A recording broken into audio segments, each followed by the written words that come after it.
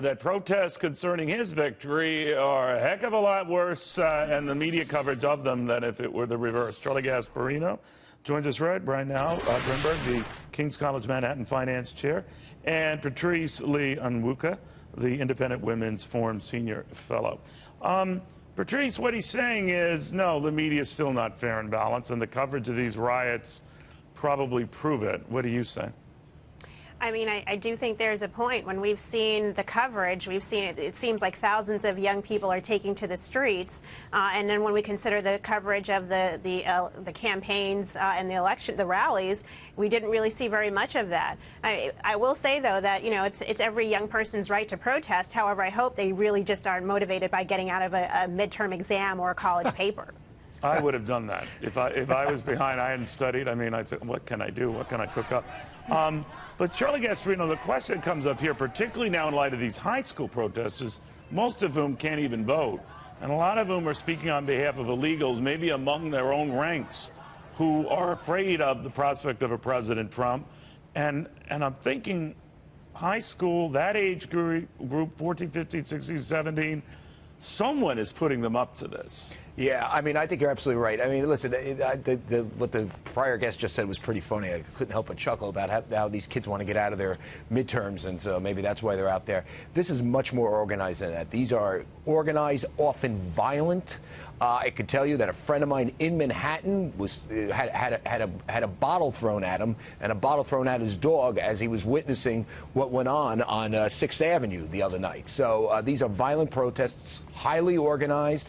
If they're 14, 15, and 16-year-olds, they're being organized by 20 and 30-year-olds who are probably being financed by everybody from the Socialist Workers' Party to George Soros to just about everybody else. This is a left-wing attack on our democracy. It's violent. It's despicable. For the president not to stand up and say that this has to stop is an abomination. I mean, does he think that this is like one way to destroy Donald Trump, just getting into office by letting these idiots foment violence and by the way, anti-Americanism? They're like, half of these people should be considered terrorists. Gitmo for them. That's my solution. Well, that's one possible option. But Brian, let me get your take on what this ultimately does. Whether you agree with the demonstrations, protests, all the way up to riots in Portland, Oregon, elsewhere, or not. I mean, it is meant to give a sense of delegitimizing the ultimate winner, and that could continue to when he assumes office, right? Yeah, you know, and I just don't think that kind of uncertainty is really all that helpful. Look, we have a lot of problems to solve in this country. We've got an economy that's, you know, been sputtering. There's opportunity here for growth. We've got public schools. We've got education system in general that needs reform. I mean, these kids should be in the classroom studying the issues that we're talking about in this election, not on the streets protesting. We've got a lot of work to do. And the problem right now is you see all this activity, and it's not addressing the real needs in the country. And so I would just encourage these protesters to step back and say, what can I actually be doing in my community to be helping people out in the streets, throwing rocks, throwing bottles, rioting? It's just not the way to go right now. You know, Patrice, what he's trying to do, or what I think they're trying to do, is sort of say, we're protesting ahead of whatever action he's going to take as president, that is Donald Trump.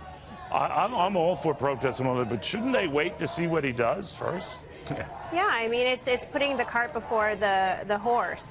You know, we have some indications on what the Trump administration could do, and there could be some potential for opportunity for young people, for jobs to return to this generation. But, you know, I do think, and picking up on some of the comments made earlier, that this is driven by more than just young people. This is driven by people who have an agenda. But I will quote Oprah, who said in a tweet, hey, take a deep breath. Let's just see what's going to happen next before we jump out there and start destroying property and being disruptive. And Charlie, go ahead. Yeah, I was going to say, and we're playing with fire. And, you know, here's the thing, Neil. You and I are old enough to remember the early 70s and the late 60s. For every violent left-wing reaction to the Vietnam War, to attacks on American culture at the time, there were right-wing reactions. My dad, you know, I'm not proud of this, but it's true. He took part in something called the Hard Hat riots. back in the 70s.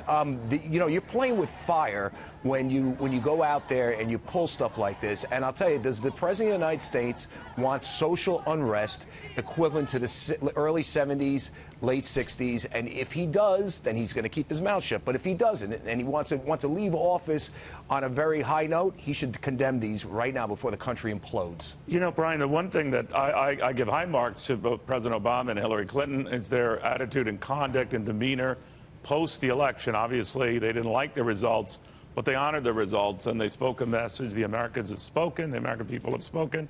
Does the president need to do that again in a more forceful way, or does it just embolden and encourage action every time a prominent leader does? No, I really think the president should continue to say, look, we have election results, this is done, we have a direction to move in the future, and we have to support our president. And look at what Trump has talked about so far since he's won the election. He's been talking about tax reform. That helps everybody. He's been talking about regulatory reform. That helps everybody. He's been talking about health care reform. That helps everybody. He's actually focused largely on the non-controversial issues where everybody stands to gain in some way, shape, or form. I applaud him for doing that. There's things he could be talking more about that are divisive. He's not doing that. And so I do think Hillary Clinton, President Obama should be out there saying, look, he's giving this an honest effort right now, and he deserves at least our patience as he works through this transition. All right, we'll see, guys. The president's set to speak in a couple of hours. By the way, these protests that you are looking at today, and I want to thank all of you. I appreciate it.